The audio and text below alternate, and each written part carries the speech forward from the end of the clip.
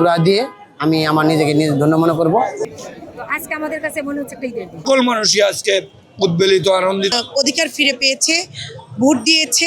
দীর্ঘ 17 বছর যে জুলুম নির্যাতন হয়েছে, সেই জুলুম নির্যাতনের পরে আজকে সমগ্র বাংলাদেশের মানুষ গত 12 তারিখ যে সুন্দর পরিবেশে, একটি সুষ্ঠু পরিবেশে ভোটদান করেছে, এর জন্য সকল মানুষই আজকে উদ্বেলিত, আনন্দিত।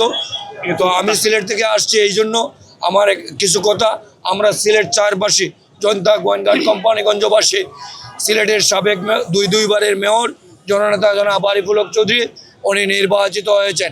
আমরা দীর্ঘদিন আন্দোলন সংগ্রামের মাধ্যমে এবং জুলাইয়ের যে আন্দোলন, তার মাধ্যমে কিন্তু জনগণ তার ভোটের অধিকার ফিরে পেয়েছে, ভোট দিয়েছে ফলশ্রুতভাবে এবং বিভিন্ন আসনে আপনার জয়যুক্ত করেছে বিভিন্ন এমপিদেরকে। তো আজকে তাদের শপথ, এখানে আমি না, শুধু বাংলাদেশের আপামর জনগণের খুশির দিন আজকে, যে মানুষ একটি স্থায়ী সরকার পাবে। জনগণ তার ভোটের মাধ্যমে তার যে এলাকার স্থায়ী প্রতিনিধি তাকে নির্বাচিত করেই কিন্তু সংসদে পাঠিয়েছে। আমি ঈদের দিনের মতো লাগছে, এটা আমরা অনুভব করেছি 12 তারিখের নির্বাচনের পরেই। তো আজকে তার হচ্ছে বহিঃপ্রকাশ, যেটা প্রকাশ করতে পারছি আপনাদের মাধ্যমে। আমরা তো অনেক জুলুম নির্যাতনের শিকার। আমি ঢাকা ইউনিভার্সিটির সাবেক সাধারণ সম্পাদক শামসুন্নাহার হল, মানে এমনও দিন গেছে আমাদের হলের বাইরে থেকে পরীক্ষা দিতে হয়েছে এবং আমি নিজে এমফিল শেষ করতে পারিনি। তাহলে কতটুকু জুলুম নির্যাতনের শিকার হয়েছে। তো আজকে আমাদের কাছে মনে হচ্ছে একটা ঈদের দিন। আমাদের যারা প্রত্যেকটা আসনে, বাংলাদেশের প্রত্যেকটা আসনে যারা এমপি প্রার্থী, তারা এমপি হয়েছেন, তারা ভিতরে শপথ নিচ্ছেন। আমরা তাদের অপেক্ষাতেই আছি, একটা সুন্দর সময় পার করছি। আমার পরিচয় একটাই, আমি একজন বিএনপি কর্মী। আজকে যে কেমন অনুভব করছেন একটু বলবেন? আলহামদুলিল্লাহ, আল্লাহর কাছে লাখ শুকরিয়া। আমার বয়সে আমি এরকম সংসদ ভবনে বা শপথ বাক্য দেখি নাই। এই দেখার সৌভাগ্য আমার হয়েছে বা হতে যাচ্ছে সামনে, কারণ হয়তো কাছের থেকে দেখার সৌভাগ্য নাই, অনেকক্ষণ ভিতরে আছে।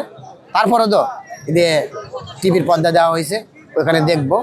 আবার আমাদের নেতা আসবে, আমাদের এলাকার এমপি আসবে, তাদেরকে ফুলের তোড়া দিব। তোড়া দিয়ে আমি আমার নিজেকে ধন্য মনে করব। এই বিএনপি কর্মীকে অন্তত একজন আমি ভালোবাসি, নেত্রীকে ভালোবাসি। আমি তারেক রহমানকে একটাই কথা বলবো, একটা মেসেজ দিব। এই সাধারণ টুকি নাকি যে এই স্ট্যান্ডগুলো আছে, অটো স্ট্যান্ড আছে, এই বাস স্ট্যান্ড আছে, বাস চালিয়ে যাওয়ার সময় এক গ্রামের থেকে এক এলাকাতে আর এলাকা গেলে যে 10 টাকা, 50 টাকা, 100 টাকা একটা বাসেতে নেওয়া হয়, তাদের মনে অনেক কষ্ট হয়। আমি মনে করব তাদের মনে যাতে কষ্ট না নেওয়া হয়।